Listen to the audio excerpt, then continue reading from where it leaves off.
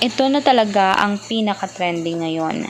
Tila si Idol Raffy Tulfo ay nahuhumaling sa ganda ni Jezabel Sagon matapos ipalabas ang kanyang endorsement. Ang ganda naman talaga niya tingnan doon. Ika nga ni Idol, real quick. Mula naman sa pag-iyak-iyak niya hanggang sa natuwa naman siya sa naging resulta o mga biyayang naibigay sa kanya matapos siyang masaktan. Ika din mismo ng ina nito, ang daming blessings nang dumating.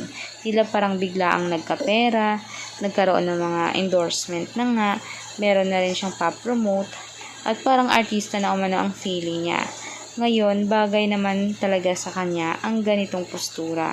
Nakakahumaling tingnan at tila parang aakit na rin kay Benny Lagata para naman magsisi siya kung sino ang totoong iniwan niya sa ere at kung sino talaga ang pinabayaan niya. Maganda naman talaga si Jezabel lalo na pagdamitan at paglagyan mismo ng makeup. Ika ni Idol Raffy Tulfo, parang kabataan na rin naman ng asawa niya, yung mga tipo ng babae na maganda.